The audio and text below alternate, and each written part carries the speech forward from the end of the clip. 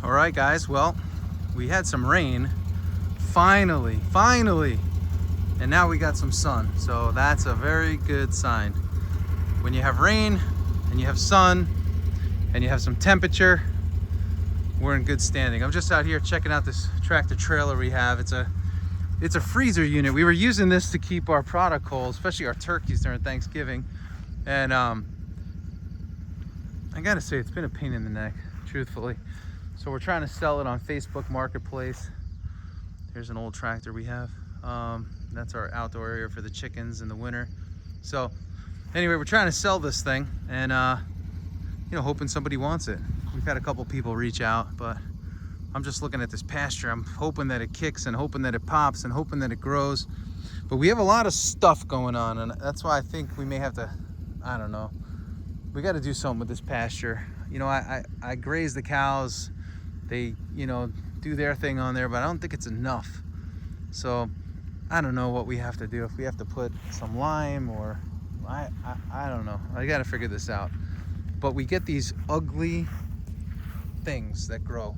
So if anyone knows what those are, let me know. But they're just, it's like this plant weed that seems to be taking over a few of our pastures, and I don't like it at all. We just brush hogged this not too long ago, so it's just so weird how I thought that would create some stimulation and get things going, but it's not.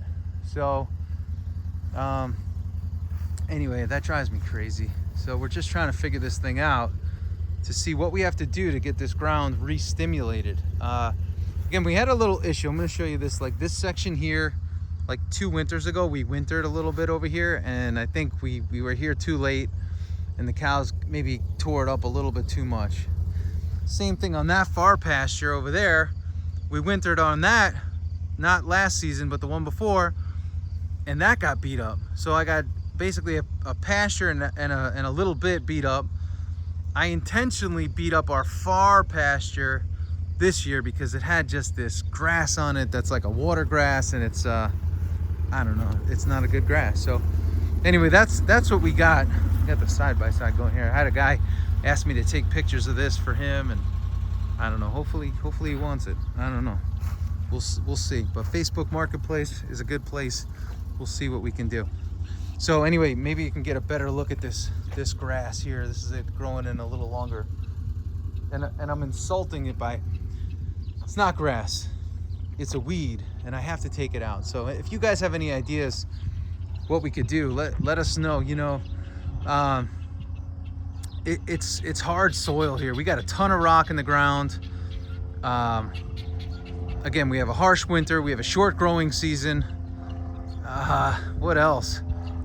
And the grass just doesn't grow the way you want. I don't know. I mean, I see some other farmers in other areas and their grass kicks and it grows and it gives them great grass all year, and I don't know. This grass is like, it just is weird. It's a weird ground up here. I could see why it's like dairy country. Like guys will take 1 or 2 cuttings of hay off, but very few people like graze the property. And the properties that I've seen that are grazed are heavily overgrazed. So I have concern about that.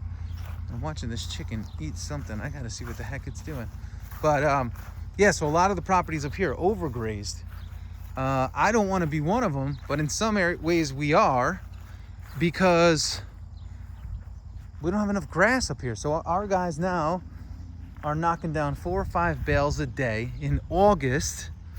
Guys, it's mid-August and we're knocking out 4 or 5 bales a day. That's like $200 plus a day right now in bales.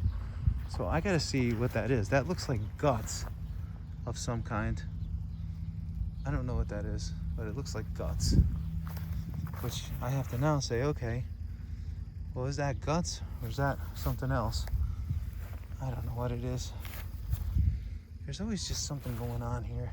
So anyway, I gotta figure out what the heck this is. You guys can come on a journey with me. I don't know. Is that like fat? I don't know. I gotta figure out what it is. But anyway, so we're on this major burn right now of hay. It's very expensive. It's freaking me out. I got to reduce our herd down because of it. And, you know, it just makes you ask questions like, hey, what's this property really capable of? And I've said this last year. I don't think it's capable of what we want it to be capable of.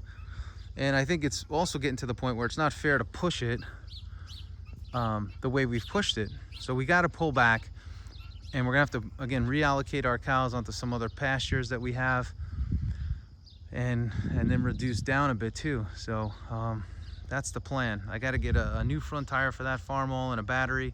I got to get a new battery for this guy. You know, we want to take these down to the lower field for Freedom Fest in a couple weeks so people could take photos with the old tractors.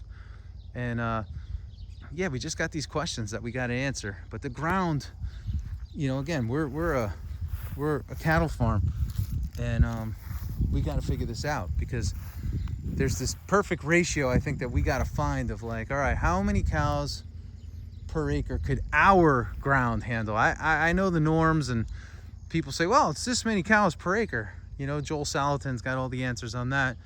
But look, every piece of ground's different. Every area is different, right? Ground grows differently in different areas and in different regions. And we got to figure out for us, like, what it takes, what we're going to have to do here to make this sucker work. We got some apple trees out there too, by the way, and they're starting to throw some apples. I've been giving a few to the pigs every night. Just they're loving it. The few pigs that we have left, and we have a beautiful group of piglets in the barn. But again, what are we going to do with this ground? What are we going to do with it? So yeah, you can see here, right, like this, there's some decent grass here, and then all of a sudden decent, and then bam, we got this sucker, this disgusting thing. So anyway, if you guys have any ideas for me, write them in the comments. I'd love to hear some ideas, some thoughts, especially any guys that are in this region or gals that are in the region of upstate New York. Again, short growing season, crazy temperature swings.